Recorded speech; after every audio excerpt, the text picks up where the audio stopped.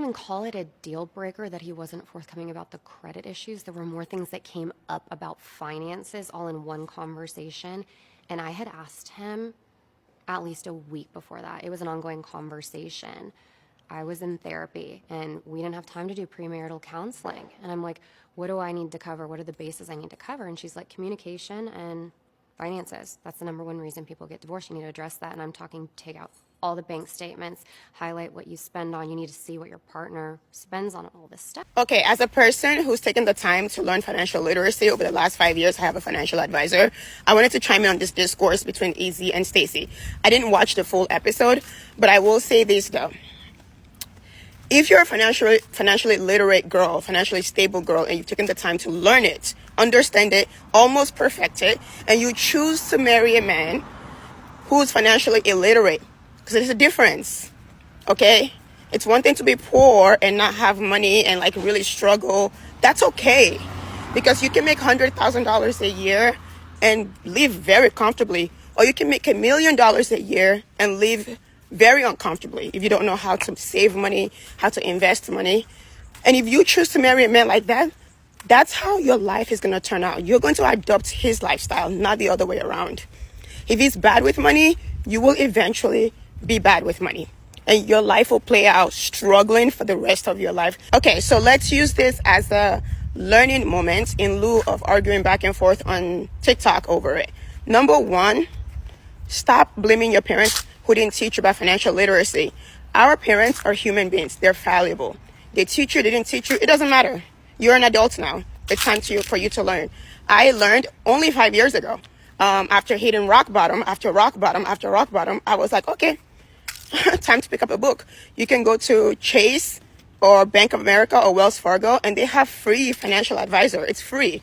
And they will sit with you and go through your account with you and give you advice. You can start there. You start little by little, but eventually you will learn. Number two, you're going to close out that savings account that you have with Chase, Bank of America, Wells Fargo. You don't need it. You're going to open a high yield savings account. Okay? I use Ali. Ali gives you a 4.5% return, interest on your savings. And you can do it on your phone. You can download the app Ali. That's what I use. Not sponsored. But there are a plethora out there. But letting your money sit in a savings account, okay, getting 0.1% on it doesn't make sense. Find a high yield savings account and put your money in it, because you're going to need that money for a rainy day and you can pull it out with a lot of interest on it. Why not do that? Number three, you're going to stop using your debit card permanently. I never, ever use a debit card. Unless I'm going to my ATM to take money out from my cleaning lady or something like that. I never use my debit card. Only credit cards, because you get so many points on it. It's also much more secure. If you lose your debit card and someone charges a bunch of money on it, it's gone. It's gone. But if you use a credit card and you dispute it, they give you the money back. It's secure.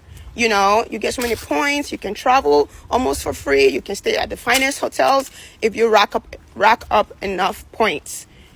Don't use a debit card ever. Always use a credit card. Always use, ooh, that car is beautiful. It's a Jaguar XJS. Always use someone else's money to get ahead in life and then pay back with your money. Does that make sense? No, never use a debit card. Only credit cards only. And use business credit cards.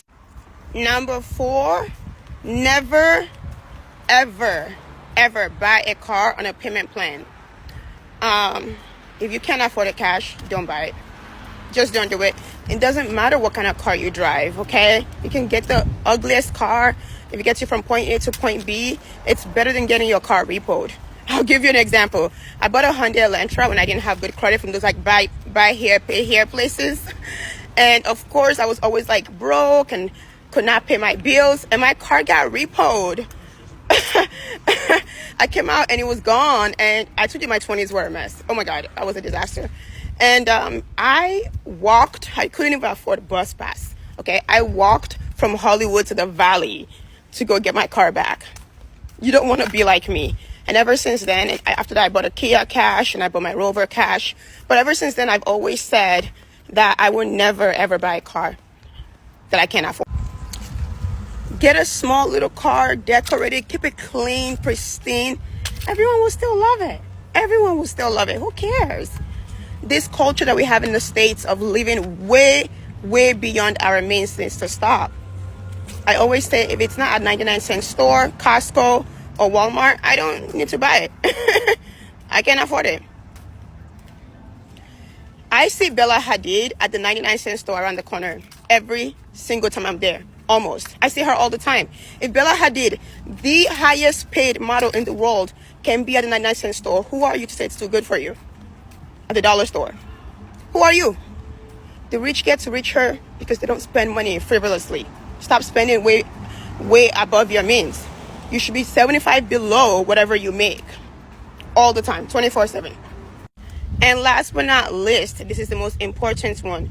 You need to surround yourself with like-minded people who are also good with money, so you can ask for advice. I didn't know about the debit card trick until I met my mentor, who saw me one day swipe my debit card. He's like, "Is that a debit card?" I said, "Yeah." He goes, "Give it to me." And it went like that. I was like, "Huh?" He's like, "Never in your life use a debit card."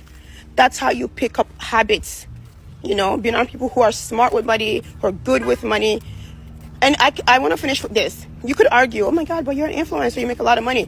I meet influencers at events all the time who are like, "Nikki, I make like $10 million and I can't keep up." Fousey, we all remember Fousey. He threw $15 million down the toilet. Doesn't matter how much you make. I don't really make crazy money as an influencer in comparison to my mates, but I'm so good with money. I'm so good with it. I'm frugal. I'm so frugal. And I also want to say, we cannot judge women who also want to be with financially literate men, because it's one thing to be a gold digger, which is not a real thing anymore. Men are the gold diggers now, but it's another thing to like marry a liability. You don't want that. You want someone who's an asset, because no matter how much you separate your accounts, once you join yourself legally, their debt becomes your debt. Their credit score becomes your credit score. Their financial illiteracy becomes yours. And so you have the right, no matter how you attain that money, if you have money as a woman, you protect yourself. You protect yourself with everything you have in you. You do not marry a man who is financially illiterate. It will cost you dearly. So with that said, Team Stacy. Bye guys. I hope that helps. Love you.